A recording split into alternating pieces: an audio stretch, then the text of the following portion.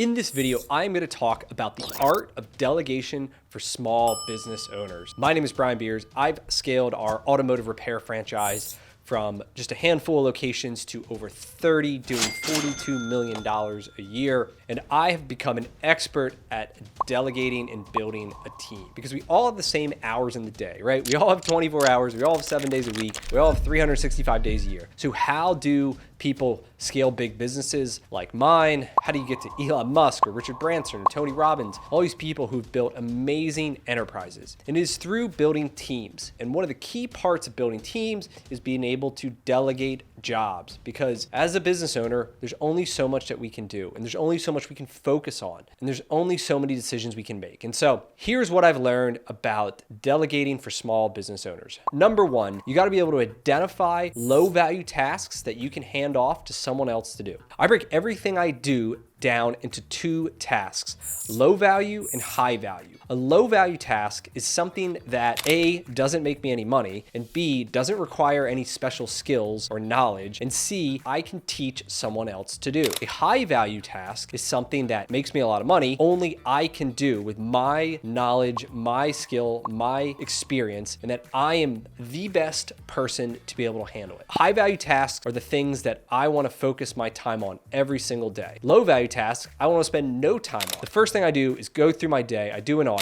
What are things that I'm doing that don't require my special skills? What could I teach someone else how to do it? And I start to hand those off. The best way I've found to hand off tasks is using quick Loom videos. So you go to loom.com, you can download it, it's all free. And you can create a simple video of how you do something, right? Here's how I schedule this thing, or here's how I do this, or here's this like report, whatever it is. And then I assign it to someone on my team. And then it's something that they can learn and then they can handle over. That is the first thing I do. And as a small business owner, you wear a lot of hats in the beginning. You're the CEO, you're the COO, you're the CFO, you do all the admin, you might do the sales, right? You wear a lot of hats. And the only way that you are gonna grow is if you systematically fire yourself. You take yourself out of a specific role and hand it off to someone else. And so it depends on your business of what role you hand off first, but a lot of people want to hand all the admin work off, right? Paying the bills, following up on things, right? Insurance and all these things. They don't make you any money. It only costs you money. And it's very easy to find someone to help you with all that stuff who has experience, they bring systems, they have knowledge, they will streamline it. That frees you up to focus on driving sales or hiring salespeople or whatever it is that you're really good at. As you start to grow, start to categorize these different things and start to section them off of who can handle this, who can handle that. And it's a continual process. Even at my level today, I am working on how do I hand tasks off to continue to grow my business. It never stops. The second thing I think about is progress is more important than perfection. So many people get caught up in wanting every single thing to be perfect. And it's hard. I get it. You've built this business from the ground up. It's your baby and you want everything to be perfect. But in reality, that is not scalable. If you want to build a big business, you have to understand and agree that making progress is better than perfection. And so I do a lot of the sales training with our team when it comes to financing, right? We have these consumer financing plans. We can help make it affordable. I'm a huge believer in it for multiple reasons. And I train this. And so I'll sit somebody down, I go over all the benefits, and here's the objections, and here's how you do it. Here's a customer, and I want you to go and pitch it. And it would be very easy for me to step in when they start going wrong and just take it over and say, no, you go sit down. Here, let me show you this, X, Y, Z.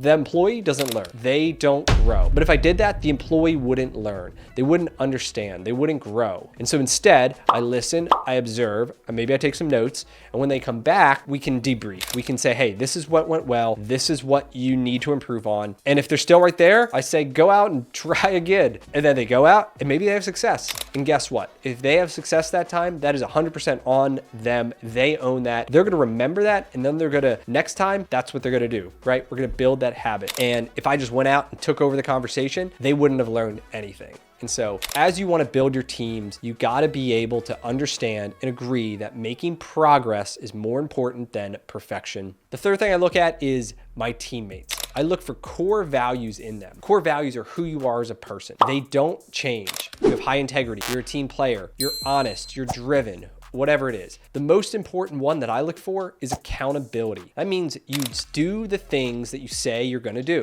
I ask you to do something and you say, yeah, I'll take care of it. I need to trust that you are going to do that. And if you constantly don't, you constantly drop the ball. No, I forget about it. No, I didn't think it was that important. No, I gave it to him and he didn't do it. It's a whole bunch of excuses. You get the wrong person, at least on my team. I'm a high growth team. I need people who are accountable, who do the things they're going to say they're going to do. So I can pass something off and I know they're going to run with it. And I don't have to be constantly checking in and reminding them. So accountability is a great core value that you should look for in every person that you bring onto your team. And finally, don't micromanage. You want to set the expectation, you want to train them what to do, and you want to let them go out and do it. If you start micromanaging and you're up there behind on every single thing and you say, hey, bring that to me, let me review it, let me check this, let me check that, you are building a habit in your team that they need to come to you for everything. And yeah, maybe you'll feel good about it because you feel wanted and you feel important, but those are low value tasks for the most part. And that doesn't help you grow your business. It doesn't help you make more money. You need to empower them and let them go out and do it. And if they make mistakes, you coach them on it. But you need to be focused on those high value tasks, those money-making tasks, the things that you are the only one that can do it. And if you spend all your time micromanaging and checking in and doing all this little paperwork, that is not going to grow the business. If you want to build a big team and if you want to grow your business, you need to be great at delegating. You need to identify the low value tasks and hand them off. You need to be able to understand that progress is more important than perfection. You got to find great people who have a high level of accountability, and then you do empower them, set the expectations, train them, and don't micromanage them. And if you can do that, you can build a business as big as you want to be. If you like this video, please subscribe and like, and any questions or comments, I'd love to hear them below. I'll see you on the next one.